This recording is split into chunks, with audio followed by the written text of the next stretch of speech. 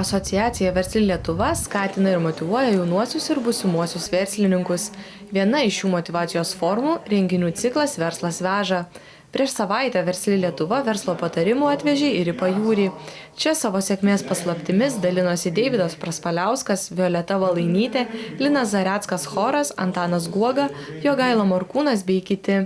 Laidos Universitetai LT kūrybinė grupė nusprendė pasidomėti, kada Verslas veža verslininką filantropą Antaną Guogą ir TV laidų vedėją renginių organizatorių Jogailą Morkūną. Antanas Guoga, bendraudamas su jaunimu, teigia, kad versle itin svarbios yra idėjos. Tačiau, kiek idėjų galvoje beužgimtų, vien jų nepakaks verslui pradėti. Turi turėti gyslą tokią gyslelę. Jeigu neturi tos dovanos, kaip sakom angliškai, the gift of the gab, jeigu neturi to, tai nereikia forsuoti, nereikia būtinai būti ant verslininkų. Kartais tu gali tapti verslininkas. Tu kažką gerai darai, tu darai iš širdies, tau patinka, tu padedi žmonėm, tu padedi savo darbuotojams ateityje. Ir tu tampi verslininku. Čia nėra, kad tu tampi verslininku nuo nulio, pasakai, aš verslininkas. Ne, tu turi eiti, dirbti, įrodyti, gal tu gauni akcijų. Kažkada tu perėmi tą įmonę, kai išeina kiti. Yra daug variantų, kaip tapti verslininku. Tai nėra taisyklė kažkokia. Turi tiesiog gyventi savo gyvenimą iš širdies.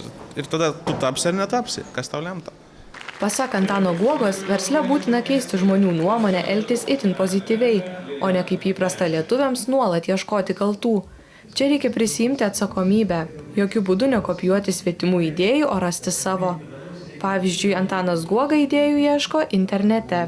Žiūriu visus portalus, sekiu visas naujienas, įdomiausias pasaulyje, kas vyksta, kokie yra tie trendai, sakykime, per Google, per visas paieškas, ko ieško žmonės, ko nori. Ir taip viską, juk matai, dabar antiek daug informacijos yra, kad viską gali žinoti, ką žmonės veikia. Verslininkas seminaro metu dalino tokius patarimus.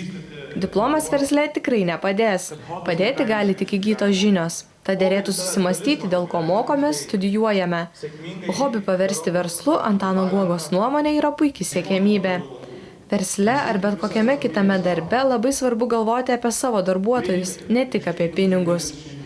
Savo verslą reikia pradėti nuo savo širdies. Sekti širdį, paskui reikia turėti žinių, siekti tų žinių, kas tau yra prie širdies. Reikia planavimo, turi susidėlioti 5 metų planą, ko sieksi savo gyvenime. Bet verslas nėra, kad tik tai dėl verslo gyveni. Verslas dėl tavęs ateina ir gyvena. Televizijos laidų vedėjas, renginių organizatorius Jogaila Morkūnas tikino, jog pramogų verslas yra itin nestabilus.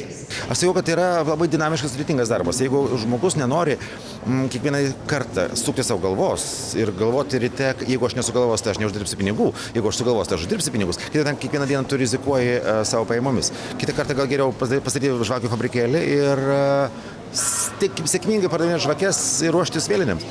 Tai va, čia dėl nestabilumo. Tik dėl to. Visas pasaulis yra tarsi pramogų verslas, tai reikia mokėti save parduoti ir atitinkamai pateikti.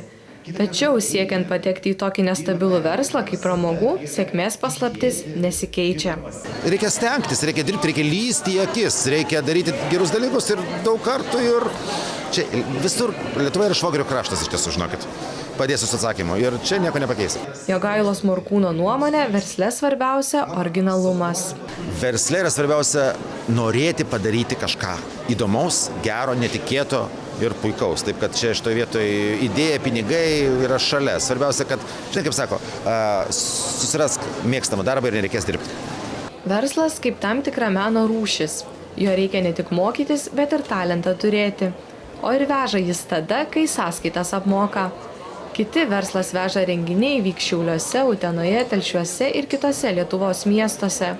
Jų tiesioginės transliacijas galėsite stebėti internetu. Daugiau informacijos adresu www.verslilietuva.lt.